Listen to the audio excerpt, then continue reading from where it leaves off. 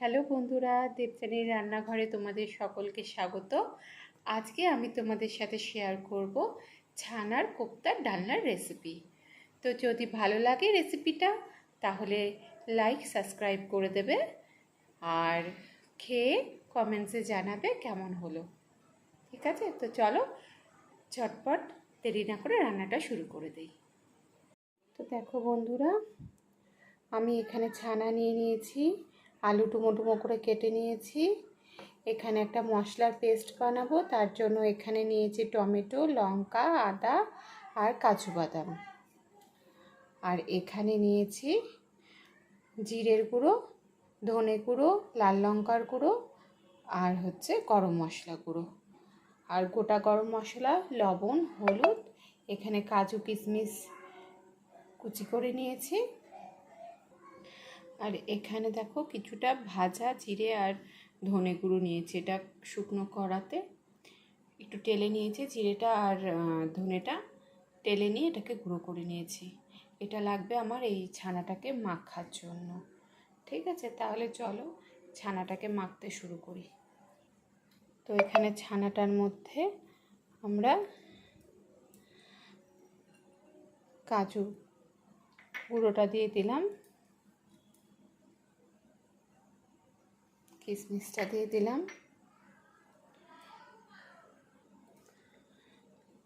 লবণ দিয়ে দিলাম,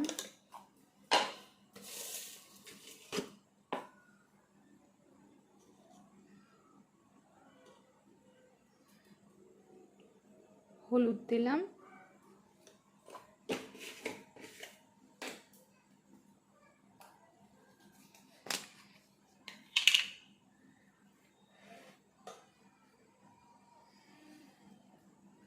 লাল লঙ্কার গুঁড়ো দিলাম,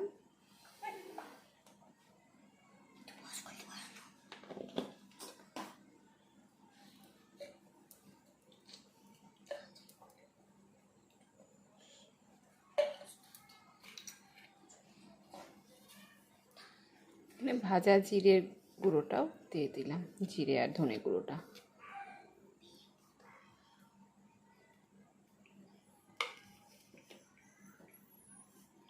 আর এটা মাখার জন্য আমাদের সামান্য ময়দা গুঁড়ো লাগবে। হ্যাঁ, তো তার জন্য এখানে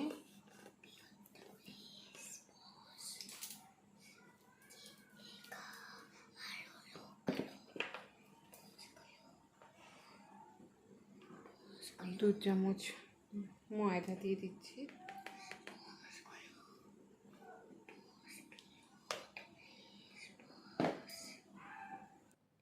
এবার আমরা ছানাটাকে মেখে নেব।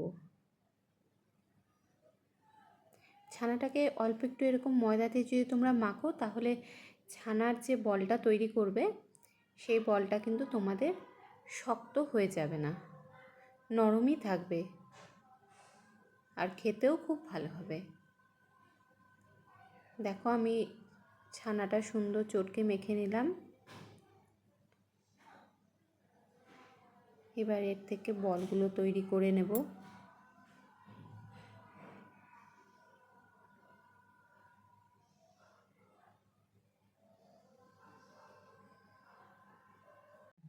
তো দেখো এভাবে তোমরাও বলগুলোকে সুন্দর করে তৈরি করে নেবে, গোল করে একটু হাতে এরকম চ্যাপ্টা ধরন করে নেবে। এভাবে আমি বাকি বলগুলোকে তৈরি করে নিচ্ছি।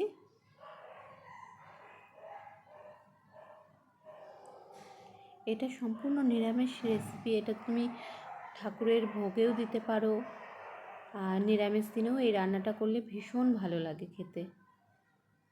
দেখো আমার বলগুলো তৈরি হয়ে গেছে। এবার আমরা বাটা মশলাটা যে রেখেছিলাম তার মধ্যেই আজকে আমি গুঁড়ো মশলাগুলো দিয়ে দেব, দিয়ে একটা স্মুথ পেস্ট অল্প জল দিয়ে তৈরি করে নেব।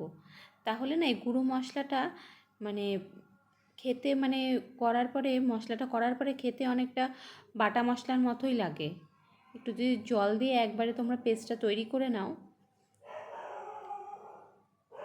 তাহলে ওটা না পুরো বাটা মশলার মতোই টেস্টটা আসে। চলো মশলাটা পেস্ট করে নিয়ে আসি। দেখো আমাদের মশলাটার পেস্ট তৈরি করা হয়ে গেছে। এবার গ্যাসে একটা কড়া বসিয়ে নেব, আর কড়াটা গরম হলে সরষের তেল দিয়ে দিলাম। রান্নাটা আমরা সরষের তেলেই করব। তেলটা একটু গরম হলে এখানে আমরা বড়াগুলোকে প্রথমে ভেজে তুলে নেব। তো দেখো আমার তেলটা কিন্তু গরম হয়ে গেছে। এবার আমরা বড়াগুলোকে দিয়ে ভেজে তুলে নেব।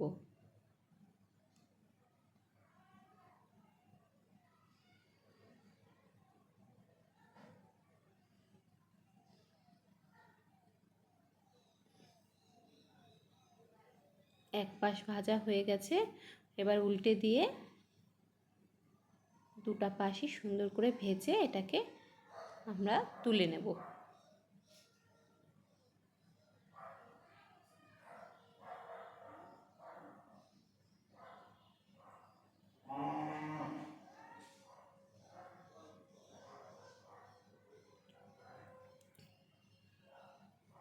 দেখো এবার এই তেলের মধ্যেই আমরা গরম মশলাটা আর সাদা জিরেটা ফোড়ন দিয়ে দেবো। গরম মশলার মধ্যে আমি এলাচ, দারচিনি আর লবঙ্গটা দিয়ে দিয়েছি। ঠিক আছে, এবার একটু 10 সেকেন্ডের মতো এটাকে একটু নেড়ে তার মধ্যে আমি আলুগুলোকে ঝেড়ে দেবো। আলুগুলোকে একটু হলুদ আর একটু লবণ দিয়ে হালকা ভেজে নেব। চলো ভেজে নেই আগে।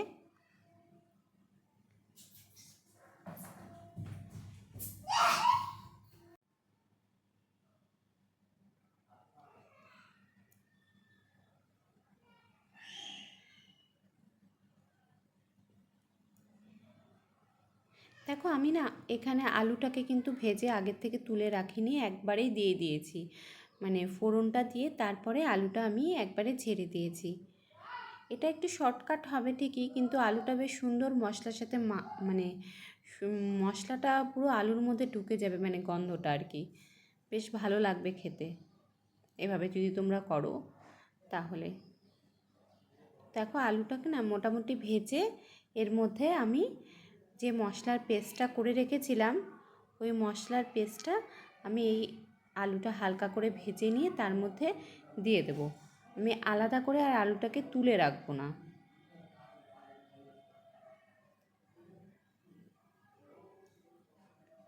তো দেখো আলুটা মোটামুটি ভাজা হয়ে গেছে।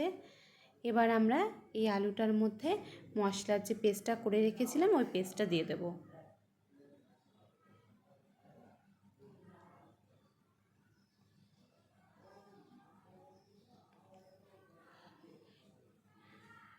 এবার বাটিটা ধুয়ে একটু জল দিয়ে দিলাম, কারণ বাটিটার মধ্যে অনেকটাই মশলা লেগেছিল।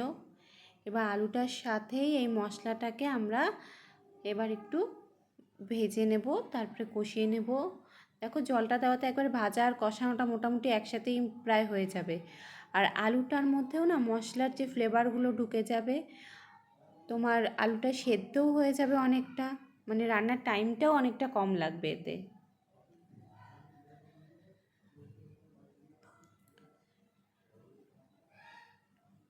দেখবে এভাবে এখানে একটু লবণ দিয়ে দিলাম, টেস্ট অনুযায়ী তোমরা লবণটা দেবে।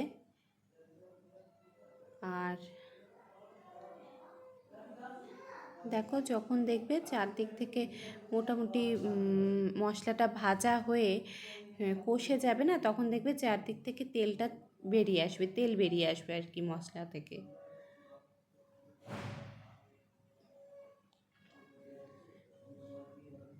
দেখো মশলাটা কিন্তু সুন্দরভাবে কষতে শুরু করে দিয়েছে, একটু একটু তেলও বেরোচ্ছে। এবার এটা ভালো করে আরও ভালো করে একটু কষাতে হবে, আর একটু কষাতে হবে।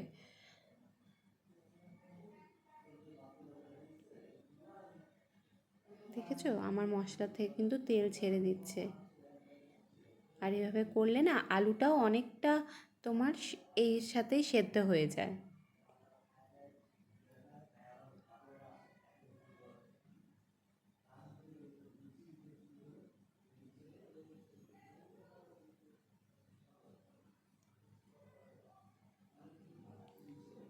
এবার দেখো মশলাটা পুরো কিন্তু কষে গেছে, পুরো তেল ছেড়ে দিয়েছে। এবার আমরা খানিকটা জল দিয়ে দেব, এর মধ্যে জল দিয়ে ফুটতে দেব।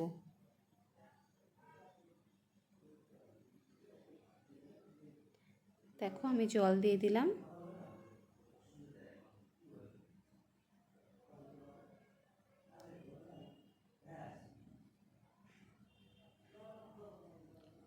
এবার এটাকে একটু ফুটতে দেব, জলটা একটু বেশি দিলাম কারণ আলুটা আর একটু সেদ্ধ হবে। তারপর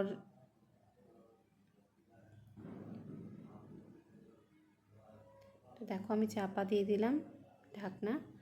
এবার দেখো ঝোলটা ফুটে গেছে, আলুটাও কিন্তু সেদ্ধ আমাদের হয়েই গেছে। এবার আমি এই বড়াগুলোকে ছেড়ে দিলাম এর মধ্যে। বড়াটা কিছুটা জলও টেনে নেবে, বড়াটা দিয়ে কিছুক্ষণ আমরা এটাকে ফুটতে দেব।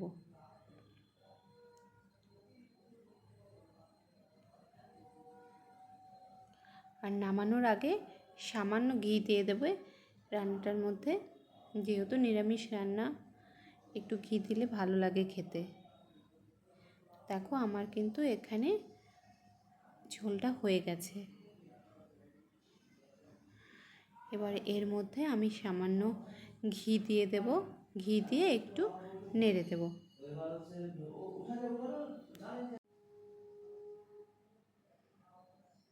দেখো আমি ঘিটা দিয়ে দিলাম। এবার একটু নেড়ে এটাকে নামিয়ে দিচ্ছি। তো তোমরা বন্ধুরা রান্নাটা করে খাবে, খেয়ে আমাকে কমেন্টস করে জানাবে কেমন লেগেছে, রান্নাটা তোমাদের ভালো লেগেছে কি না। আর ভালো লাগলে লাইক সাবস্ক্রাইব করে দেবে, একটু শেয়ার করে দেবে।